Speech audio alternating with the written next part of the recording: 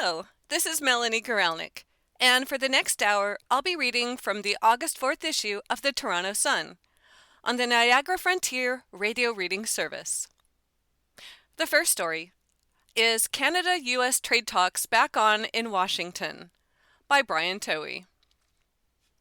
Canada-U.S. Trade Minister Dominic LeBlanc has returned to Washington for the second time in 2 weeks for talks with the U.S. after President Donald Trump issued new tariff threats. Janice Charette, Canada's chief negotiator in trade talks with the U.S., joins LeBlanc for, quote, a series of trade-related engagements, according to his press secretary. Top priority talks. LeBlanc has recently been back and forth from Washington as Canada and the U.S. have become increasingly embroiled in a trade war. Angered over several issues, mostly publicly provincial bans on American alcohol, Trump signed an executive order last month that would impose 50% tariffs on some Canadian goods. Wine, hockey sticks, and cement were on Trump's hit list as the president accused Canada of discriminatory trade practices. Those levies will take effect in a few weeks' time, unless a deal gets hammered out or the president changes his mind. As one of the key figures in the U.S. booze ban, Premier Doug Ford says the provinces only took such action after Trump imposed tariffs on Canada. Not much progress from Carney. Prime Minister Mark Carney said last month that both sides are ramping up talks to reach a new trade deal. But Trump recently told Fox News he's not interested in a deal. Quote, I don't care. I mean, I really don't want to. I'd rather be independent, he said. It's not just Canada. The Canada-US-Mexico Agreement, or CUSMA, can now undergo annual reviews after all 3 countries failed to renew the deal on July 1. Quote, Mexico and Canada need us. We don't need them, Trump said. CUSMA is not important for us. PM courts Europe. Carney has sought trade deals with other countries amid a lack of progress with the U.S., particularly countries in Europe, and has said at the World Economic Forum in Davos, Switzerland, that it's time for the world to pull away from the U.S. sphere on influence and draw closer to European Union, adding, quote, we are the most European of non-European countries. Quote, the world is undergoing a rupture across several dimensions in technology, in energy, in commerce, and geopolitics. Integration is being used as a weapon by some, and the rules are not constraining hegemonies, Carney said. That story was Canada-U.S. Trade Talks Back On in Washington by Brian Toey. The next story is Buffalo man who transported minor for sex was previous target of Canadian vigilantes by Jane Stevenson. A 43-year-old Buffalo man pleaded guilty in federal court in Cincinnati on July 28 to transporting a minor with the intent to engage in criminal sexual activity. Kyle D. Lawrence was arrested in late February after an investigation into a missing Coleraine Township teenager alleged he was previously involved with a minor, according to a news release from the U.S. Attorney's Office, Southern District of Ohio. The same news release says it was also discovered that Lawrence was the subject of an FBI report after he was confronted by a Canadian citizen vigilante group in 2024, while in Canada for allegedly crossing the border to have sexual contact with a purported 15-year-old girl. The CBC reports a criminal complaint filed by an FBI special agent in Cincinnati after Lawrence's arrest in late February shows that a social media account linked to him had been flagged for possible child exploitation as early as 2023. According to the complaint, federal investigators opened a case after a group of Canadians confronted Lawrence the following year and posted the encounter online. The initial investigation ended without charges after Lawrence wouldn't return an FBI agent's calls, per the public broadcaster.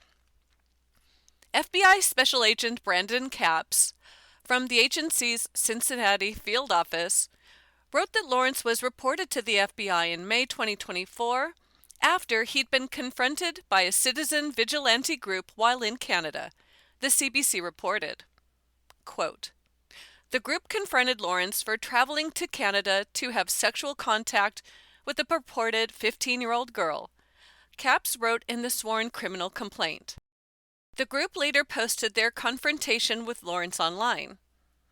The document provides no further information about the 2024 incident. Lawrence's current Ohio charges could lead to a decade-long prison stay. As for Lawrence's current charges, transporting a minor with the intent to engage in sexual activity is punishable by at least 10 years in prison. The U.S. Attorney's Office says, according to court documents, on February 16, Coleraine Township police began investigating a missing teenager. Officers said video surveillance from the minor's home shows in January the teenager entered a black Jeep Grand Cherokee with New York license plates, and it was later confirmed by license plate readers and receipts that Lawrence rented the vehicle and that he and the minor stayed at a Cincinnati hotel together on January 31. An FBI investigation revealed 2 cyber tip reports to the National Center for Missing and Exploited Children, NCMEC, regarding Lawrence's Snapchat account and child exploitation activity. On February 26, FBI agents in Buffalo executed a federal search warrant at Lawrence's residence and seized several electronic devices, which allegedly contained child sexual abuse material. The U.S. Attorney's Office said court documents detail that Lawrence told agents he communicated with the minor from Coleraine on Snapchat and traveled to the Cincinnati area twice in January to meet up. There is a booking picture of Kyle D. Lawrence of Buffalo, New York. He's 43. He has a reddish kind of complexion, brown hair with a very big beard. He's got a mustache. He looks to be 5'8" or 9 based on the chart behind him. And he's not a very good-looking gentleman, I have to say. Photo courtesy of Butler County, Ohio Sheriff's Office. That story was Buffalo Man Who Transported Minor for Sex Was Previous Target of Canadian Vigilantes by Jane Stevenson. The next story is Prison Guard Who Had Sex with Jersey Inmate Lusted After His Big Man Hands by Brad Hunter. Who says prison has to be a drag? Not 27-year-old correctional cutie Jordan Pensack. The much-married guard at the Federal Correction Institution in Fort Dix, New Jersey, is accused of engaging in raunchy sex romps with an inmate. Officials say the bodacious brunette exchanged outrageous texts with the lag about vibrating underwear. And court documents reveal she also texted the jailbird about her desire for his big man hands. Now, Pensack has been charged with sexual abuse and other crimes after the dirty message discovery. Quote, "I'm getting you vibrating panties," the inmate texted Pensack from August 2025. How the relationship was outed. According to cops, Pensack engaged in carnal capers with the unnamed inmate in a prison office beginning in 2024. The convict allegedly paid off other jailbirds to act as lookouts when the duo had sex. But prison officials soon heard whispers of the raunchy relationship and seized Pensack's phone, which contained a treasure of sexually explicit messages along with racy photos and videos. Before she was busted, Pensack was becoming worried that their amorous antics were out of the bag. She fingered other inmates for snitching them out, but she told her prison yard paramour that they can't prove nothing. Feared she was pregnant. At one point, the guard feared she was pregnant, according to messages retrieved from her phone. In January, Pensack texted a former jailbird revealing, quote, "I'm 3 days late from my period. You ready to be an uncle? That ain't good for the investigation. If the baby black and my husband white and Korean?" She said if she was pregnant, she would not be keeping the child because it would make her situation 1,000 times worse. Pensack even reached out to the jailbird's family. Quote, "I kind of wish I was pregnant just to know it's possible," she allegedly wrote. "I know I couldn't keep it, and to go through all that without him would be hard on me." Copped to using drugs. Pensack also copped to using drugs with her convict concubine, with the pair, quote, "go fucked up at work, high as fucked." Pensack complained about one of the lookouts. Quote, "He knocked on the door and opened it without saying shit, and he almost seen dick swangin'." Okay, swingin'? Seen dick swingin'. Okay. SWANGINNN. Quote, "We freak nast. I keep telling you this. Only thing he won't do is let me in them cheeks." Pensack is now on administrative leave pending the outcome of proceedings, the Federal Bureau of Prisons confirmed to the New York Post. She had admitted to a pal the relationship involved both sex and contraband goods. She is out on bail and faces a maximum of 15 years behind bars if convicted. Not the first jail guard busted. Both the US and UK have been inundated with scandals involving female prison guards having sex with inmates.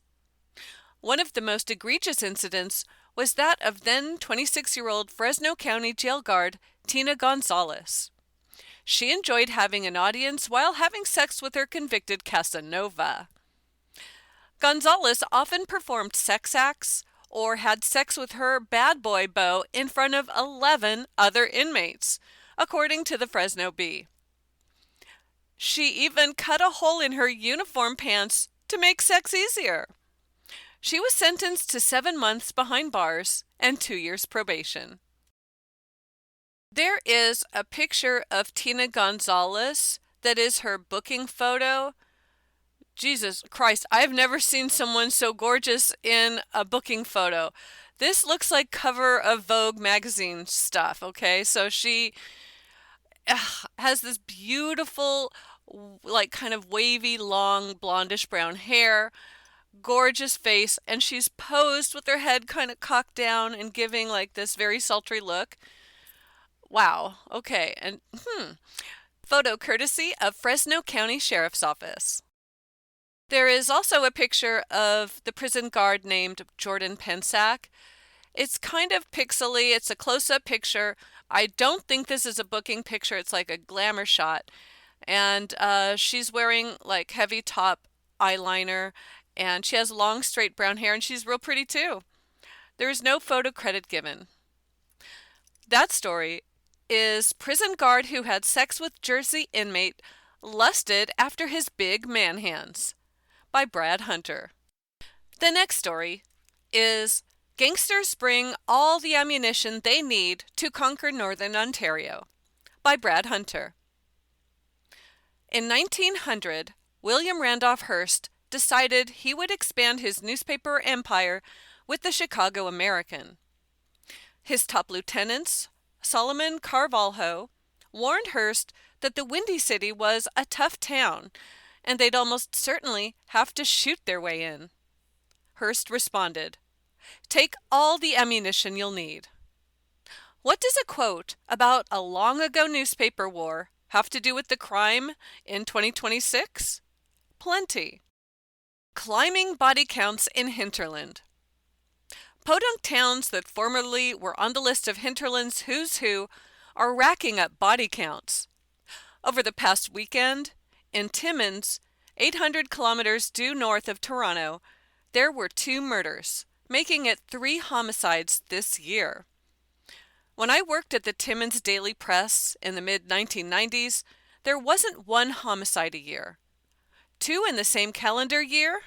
A bloodbath. Growing up in Belleville in the 1970s, a murder was as common as a hot day in January. Maybe one every couple of years, and nearly all of them were domestics. There were no turf battles or settling of scores. But, as covered in this space, urban drug gangs are lusting after new turf. Someplace safer with less policing.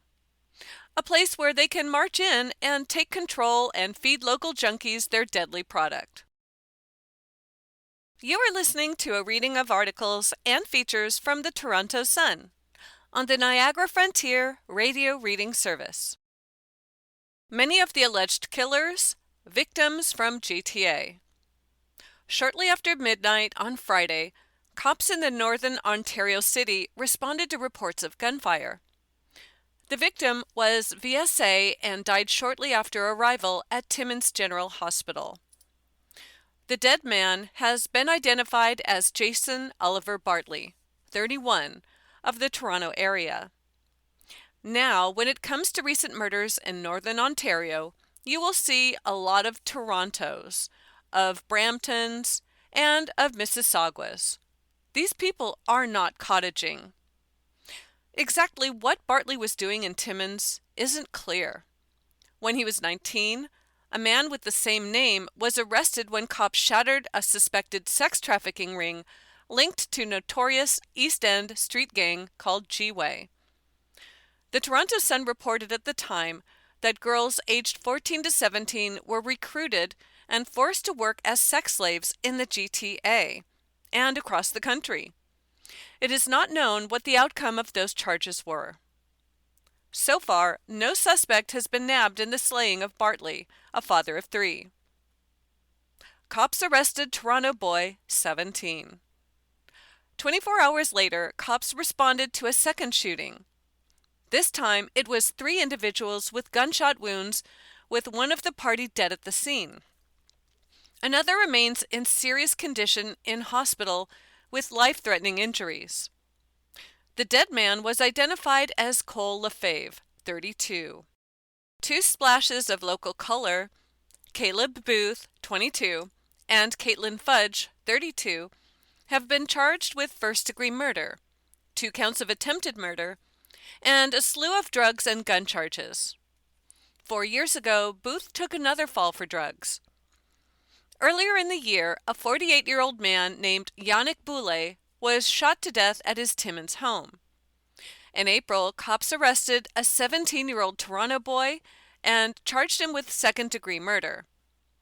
And you could toss in a couple from the greatest hits package: failing to comply with a release order and breaching an undertaking. Gangbangers brought plenty of ammo. Cops say the most recent murders are not linked in any way with each other, but they were most definitely targeted, involved illegal firearms, and were linked to the drug culture. Thunder Bay, Sudbury, Sault Ste. Marie, and even Kirkland Lake have all had front row seats to bloody urban violence that has arrived on their doorsteps. And the gangbangers have followed William Randolph Hearst's maxim, quote, "Take all the ammunition you'll need." There is a picture of the murder victim, Jason Oliver Bartley. He looks to be outside, maybe in a park. You could see some nice Victorian houses in the background. He's wearing a t-shirt and he's got a black hat on with a Canadian white leaf on it. He is looking down and smiling, and he's got long black braids. Photo courtesy of GoFundMe. That story was Gangsters Bring All the Ammunition They Need to Conquer Northern Ontario by Brad Hunter. The next story is Kevin Gausman's wife shares heartfelt message after Blue Jays trade star pitcher by Dan Balicki. Kevin Gausman has long been a fan favorite with Blue Jays supporters, and the feeling has been very much mutual for the star pitcher, his wife Taylor, and their young family. But just because you know something is going to happen doesn't always soften the blow, it seems. With the Blue Jays struggling to compete for a playoff spot this season and Gausman approaching free agency this offseason, on Sunday night, Toronto traded the two-time All-Star to the Chicago Cubs in a deal that brought back prospects Ty Southesine and Brett Bateman. While the trade has been expected for some time, it still rocked the Jays fan base and the Gausman family, who had expressed their desire to stay in Toronto if possible. Like her husband, over their 5 years north of the border, Taylor Gausman has embraced the team, the city, and the country. On Monday, she shared a heartfelt goodbye after the trade this past weekend. How did the Gausmans say goodbye? Quote, "How do I even begin to sum up these last 5 years? It seems as though we just got here, but have always been here at the same time," Taylor began the post. "There aren't words to express how grateful we feel to have spent the last 5 seasons as Blue Jays. Our babies have truly grown up in Toronto, becoming some of the biggest little Blue Jays fans, and we have made some of the best memories we could have ever imagined while being here. Choosing Toronto really was the best decision we could have ever made." The video posted featured heartwarming clips of the family growing up and having good times around Rogers Center over the years, set to Everything Hallelujah by Justin Bieber. She also thanked the organization for everything it has done to make the Gausman family feel at home. Quote, "Thank you to all of the Blue Jays staff for making it so easy to come to the field and feel at home. Thank you to the fans for showing so much love, not only to Kevin, but to our whole family, and all of the Jays year after year," she wrote. "And more than anything, thank you to the Blue Jay families over the years who have felt like our family and made our time here so special. It wouldn't have been the same without all of you. Goodbye just seems too hard, so for now, it's see you later." How did fellow Blue Jays WAGs or WAGs respond? The video certainly tugged on quite a few heartstrings of Blue Jay fans and her many friends among the team. Quote, "Chicago just got one of the best baseball families. Love you all so much." Erica Scherzer, wife of Max, commented, quote, "Love you guys," 4 smiley faces. "Forever grateful for these years and the friendships that came with them," wrote George Springer's wife, Charlize. Quote, "The girls being so little grew up in Canada." Shane Bieber's wife, Kara, commented before adding, "Love you so, so much. So glad baseball brought us together." Claire Fulherty, wife of Jays reliever Mason, wrote, "Gonna miss you guys so much. Ya all are really the best. Chicago is so lucky." Marissa, the wife of former closer Jeff Hoffman, who also was traded before the deadline, also commented on the post, writing, "Gonna miss you guys like crazy, but will always be your biggest fans." While Marissa Hoffman has yet to post a similar farewell message to Blue Jays fans, she did share a message on her Instagram story on Tuesday. Quote, "Kinda chic to have friendships that survived you moving countries," she wrote along with a clip of a sunset. When will Gausman make his Cubs debut? While the 35-year-old starter joined the Cubs on Sunday, his anticipated debut has yet to be announced by his new team. Taylor also shared a video on her Instagram stories on Monday night from the Cubs game against the Dodgers at Wrigley Field, showing that the family is in Chicago. Things could get very interesting on Thursday afternoon, though. The Cubs will host the Blue Jays for a matinee makeup for a game that was postponed earlier this season. While David Peterson currently is listed as the probable starter, he has not been very strong this season and could cede his place in the rotation to Gausman. There is a really cute picture of the former Toronto Blue Jays pitcher Kevin Gausman posing with his family on the field. And let's see. Kevin is kneeling on the ground with his arms around his two little girls that look to be like 5 and 6. And they're adorable. They're dressed in blue that kind of match. They have matching headbands on with brown long hair. And then his wife is standing behind them with her arm around Kevin's shoulder, and she's got long brown hair, and they're just a gorgeous family. A photo courtesy of Taylor Gosman via Instagram. That story was Kevin Gosman's wife shares heartfelt message after Blue Jays trade star pitcher by Dan Balicki. The next story is The Exorcist's Linda Blair speaks out after raid on home over hundreds of dogs reported by Danette Wilford. Linda Blair is staying positive after authorities raided her home in connection with an investigation into a kennel operation. Quote, "I'm checking in because I think it's really important that I do," Blair said in an Instagram video on Tuesday. "This has been quite the experience, and I look at it as a positive," she said. "We now have more light shed on animal welfare and animal rescue, and the plight of the animals than ever before." Blair, 67, reiterated in the caption that she considers the media coverage of the recent bizarre event a positive, adding that more press will unite the world to understand the horrific crisis and the plight of the animals. She continued, "Uplifting to see everyone's amazing support for the animals. I see great change will come from this time. I take this as a positive for the greater good for the animals. Stop animal cruelty and animal abuse.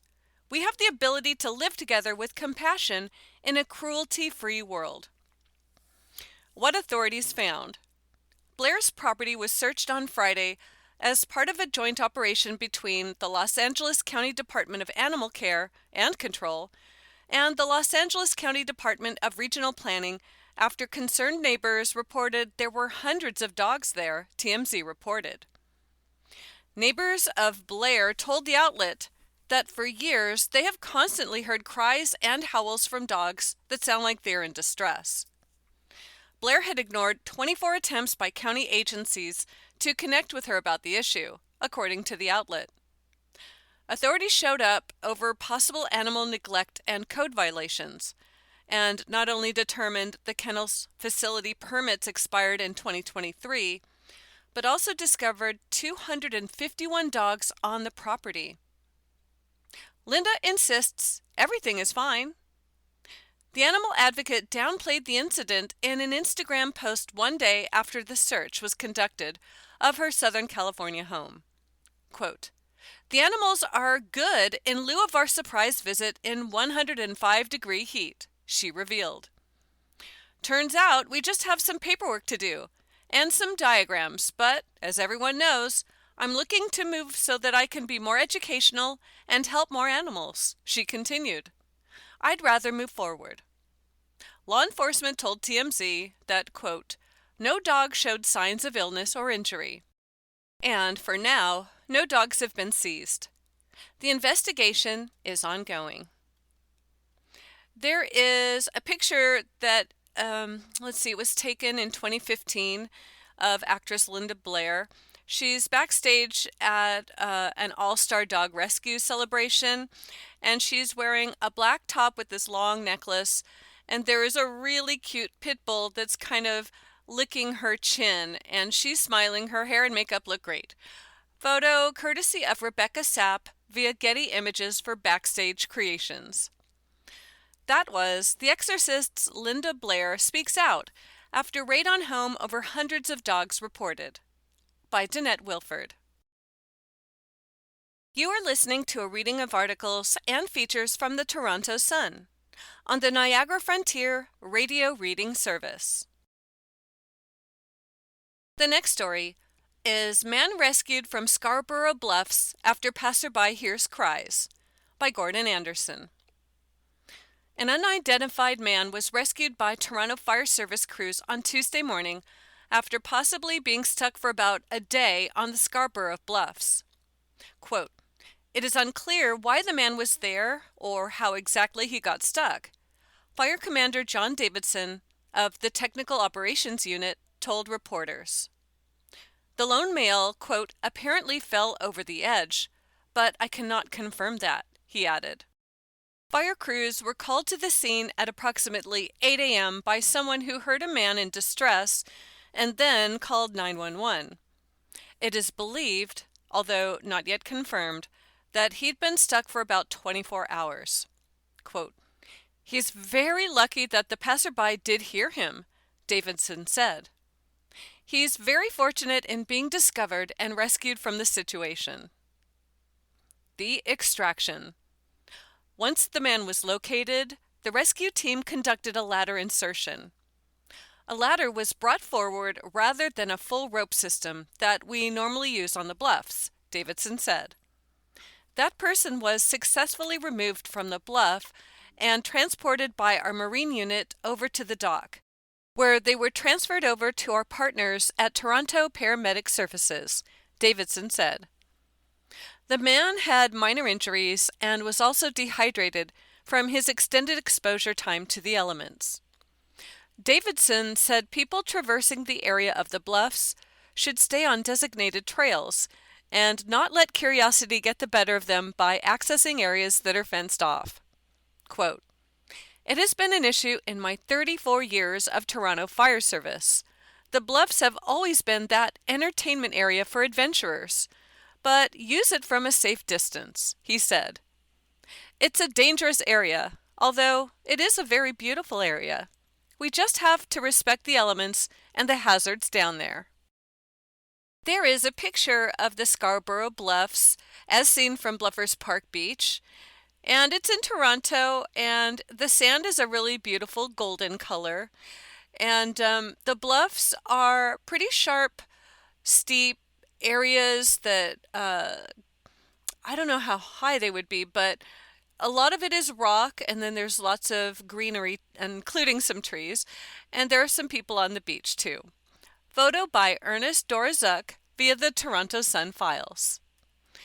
That story was Man Rescued from Scarborough Bluffs After Passerby Hears Cries by Gordon Anderson. The next story is E-Scooter Injuries on the Rise for Young Kids in Toronto by Gordon Anderson. The key demographic for e-scooter injuries has been identified, according to a physician at the Hospital for Sick Children in Toronto. Quote, "The classic e-scooter injury is a boy aged 10 to 12. Dr. Daniel Rosenfield, a pediatric emergency physician at Sick Kids, told the Toronto Sun, quote, "We are seeing more deaths reported, and what we really want parents to understand is that these e-scooters are not toys." Rosenfield is also an associate professor with the Department of Pediatrics at the University of Toronto. Poor judgment by adults. Getting beyond the legality of operating e-scooters in Toronto, it is alarming that some of the injuries the doctor is seeing in the emergency department originate beyond the classic e-scooter injury tag, with poor judgment by adults creating injury spikes where they should not be. Quote, "Unfortunately, we have seen spikes in little kids who are aged 3 to 5, and those are the ones where they are passengers with their parents," Rosenfield said.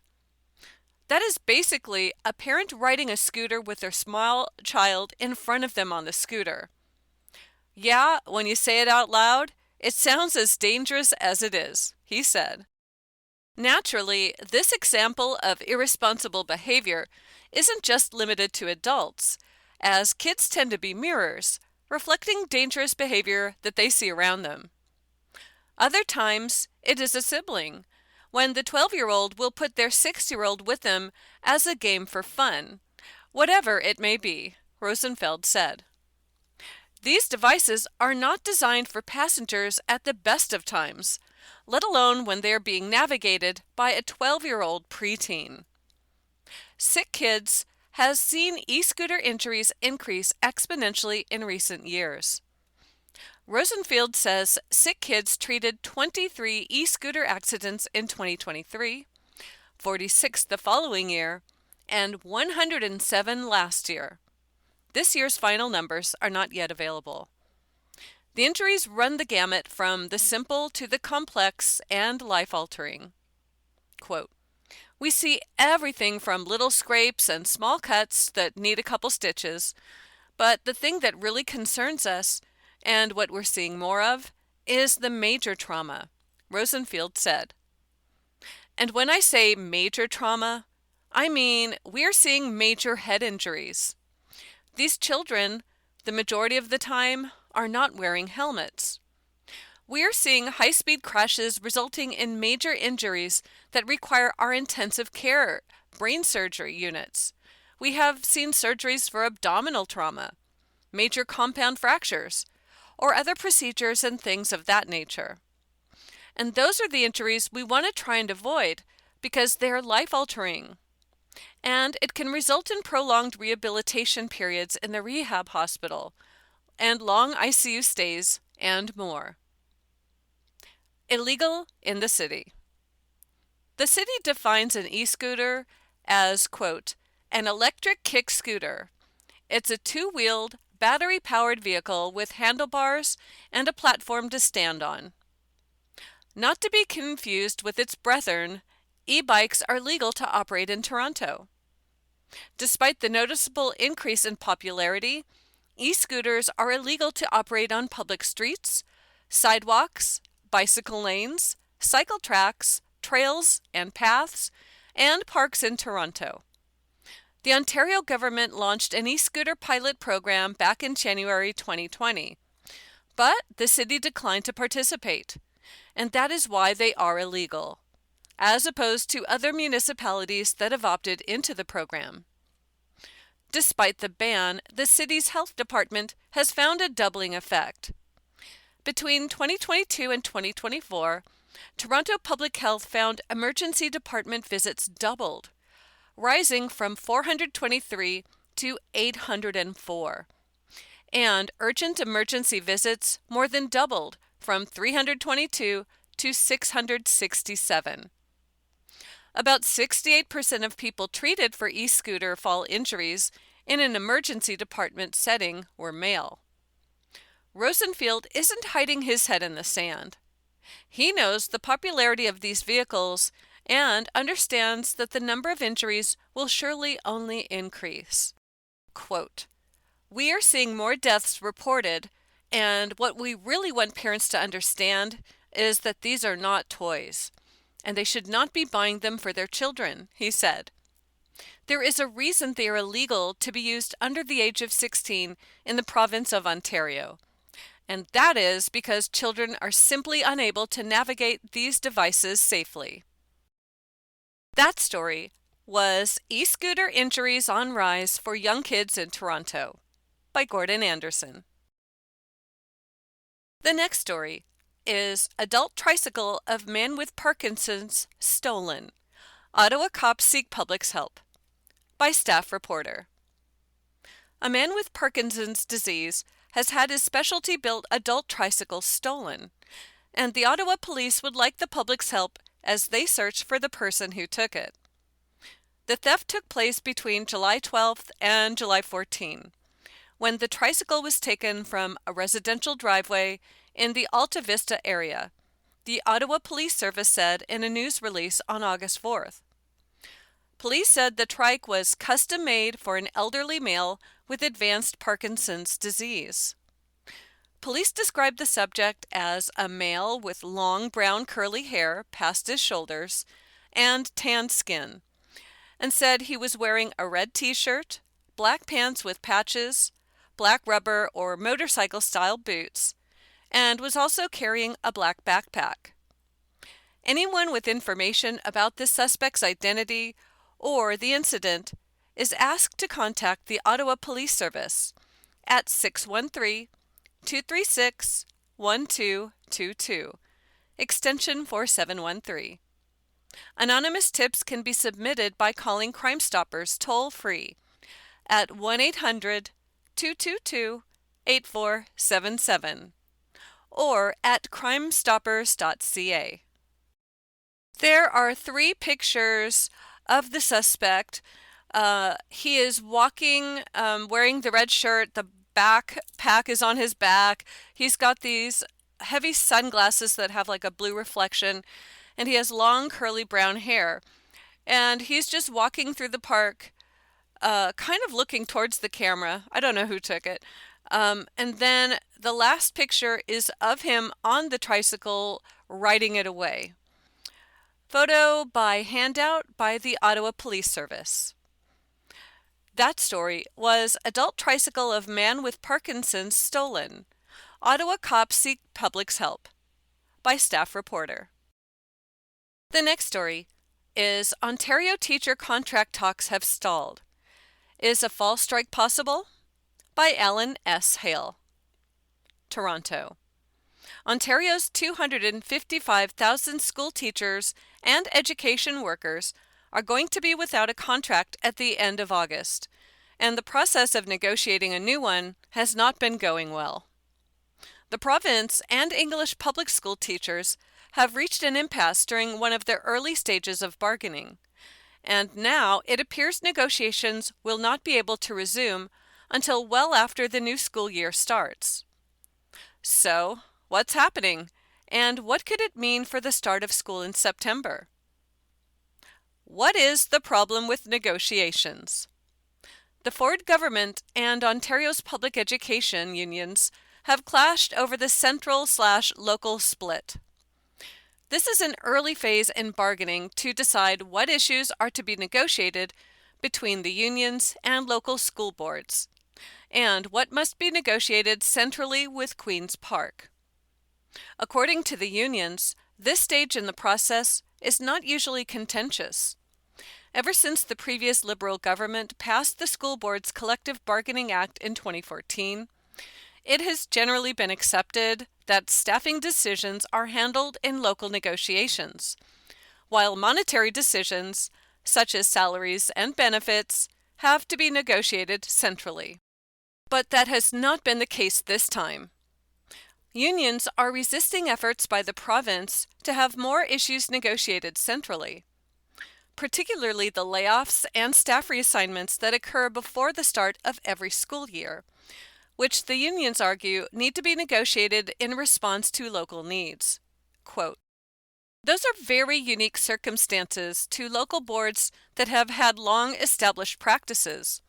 Ontario Secondary School Teachers Federation, or OSSTF President Martha Hadraway said, "The Minister of Education wants to make it so no substantive issues are discussed between school boards and unions." The Ontario School Board Council of Unions, which represents non-teacher education workers, denounced the government's bargaining position as a power grab. Is it a power grab? It certainly seems in line with the government's push to centralize authority over education. This past spring, the Ford government passed legislation that stripped elected school board trustees of much of their decision-making power and excluded them from the contract negotiating process almost entirely. Catholic trustees can still take part in negotiations around religious issues. But even if the trustees are now figureheads, union leaders argue that school board administration staff are still able to negotiate local education issues. Elementary Teachers Federation of Ontario, or ETFO, President David Maston said some aspects of the education system simply cannot be run centrally. If we want to run everything like a corporation, then yes, it would make sense, but there needs to be space left for local variances, he said. Even inside a single school, you could have 2 grade 6 classrooms across the hall from each other, where the teachers would engage with their students in very different ways, because their students are also different. Why have negotiations stopped? The OSSTF, ETFO, and OSBCU have all asked the Ontario Labour Relations Board to settle the dispute over which issues should be central or local. The Association des enseignants et des enseignants franco-ontariens has not said if it will do likewise. Meanwhile, sorry for that bad French, the Ontario English Catholic Teachers Association still has negotiating meetings with the province scheduled for later this month. By appealing to the Labor Board, the English public school negotiations have come to a halt and are likely to remain in limbo until the board makes a ruling, which could be weeks or months away. Haradoui and Maston said their unions offered to continue negotiating on issues that are not contentious, but that the government refused. Education Minister Paul Calandra has said the government will only resume negotiations if the two sides return to talking about the central/local split. You are listening to a reading of articles and features from the Toronto Sun on the Niagara Frontier Radio Reading Service. Some unions have chosen to bring this matter to the Ontario Labour Relations Board. We respect their decision to do so and at all times are ready to continue discussions on the scope of central versus local issues before proceeding to the next stage of negotiations, Calandra said in a statement to Postmedia. Does this mean there will be a teacher strike this fall? It's not out of the question. Going into these negotiations, education unions made it clear they wanted to have their new contracts ready by the time current ones expire on August 31. They even asked the province to begin negotiations earlier than usual to allow for more time. With the Labor Board appeals underway, there is no way that deadline can be met, at least not for English public schools. Asked if the impasse is making a strike or some other kind of labor action more likely, union leaders said they don't want to strike, but it didn't rule them out. Quote, "We will wait and see how the Labor Board responds," Haradoui said. That story was Ontario teacher contract talks have stalled. Is a fall strike possible? By Alan S. Hale. The next story is Canadian military directive orders chaplains to swap prayers for secular reflections, by Brian Passafiume. Ottawa. Forget atheists in foxholes. Canada's military brass are putting secularism on the front lines. In a new directive issued last week by the Canadian Armed Forces, chaplains are now prohibited from delivering faith-specific prayers at official military ceremonies, directed instead to replace prayers for traditional invocations with secular spiritual reflections.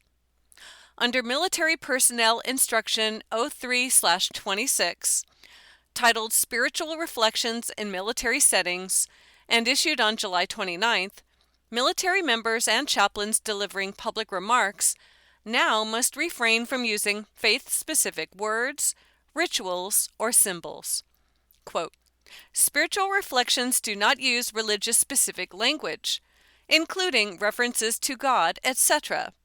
They reflect upon lessons learned, beliefs, values, and experiences to inspire gratitude and remembrance, hope, and integrity," said an excerpt from the directive. Quote, "These principles are grounded in a respect for freedom of conscience and religious expression, while upholding the dignity and value of diverse spiritual traditions. Religious neutrality won't apply to Indigenous ceremonies." Directive. These new rules came nearly 3 years after chaplains were advised to remove references to God and religious language from Remembrance Day ceremonies, urging members to, quote, "adopt a sensitive and inclusive approach" during public addresses, as well as directives to discard traditional military chaplain stoles, I think they meant rolls, and replace individual symbols of faith with a generic chaplain's crest. Quote, "Chaplains must consider the potential that some items or symbols may cause discomfort or traumatic feelings when choosing the dress they wear during public occasions," the 2023 directive said, as well as to stop requesting attendees remove their hats or head coverings during reflections. These edicts do not apply to Indigenous ceremonies, which the directive said may be included in military settings for cultural, historical, and educational purposes. Quote, "This approach reflects Canada's constitutional recognition of Indigenous rights, the historical suppression of Indigenous traditions by the state, and an ongoing commitment to reconciliation. It does not constitute an endorsement or advancement of a particular system or belief," the directive said. A frequently asked questions primer prepared by the Department of National Defense, a copy of which was obtained by the Toronto Sun, said the difference lies in, quote, "two distinct legal and ethical obligations concerning religious neutrality and reconciliation." Quote, "Indigenous spiritual practices can serve to promote understanding, inclusion, and reconciliation, goals that are both supported under the Truth and Reconciliation Commission's calls to action and the Government of Canada's Reconciliation Framework," the Premier said. It's also important to acknowledge historical context. For generations, Indigenous traditions were suppressed or criminalized, even as dominant institutions, including religious institutions, shaped public life. Today, honoring Indigenous voices and practices helps to restore balance and affirm dignity, not by setting aside neutrality, but by embracing a more complete and inclusive understanding of it. Directive won't diminish chaplains' role. Embracing the directive, the Premier said, won't diminish the depth or authenticity and offer suggestions for chaplains struggling to comprehend the new rules. Creating inclusive reflections requires only small, thoughtful shifts in language and tone, the Premier said. Instead of, "Dear Lord, thank you for your blessings," try, "Let us be grateful for our good fortune." Instead of, "Oh God, we pray for your protection over our deploying teammates," try, "We hold close in our thoughts those preparing to deploy and wish them strength and safety." Chaplaincy, the Premier said, is rooted in connection, care, and presence, and the ability for chaplains to adapt their message is a sign of professionalism, empathy, and leadership. In a statement to the Toronto Sun, a Department of National Defense spokesperson said the directive isn't meant to limit any CAF personnel's personal beliefs.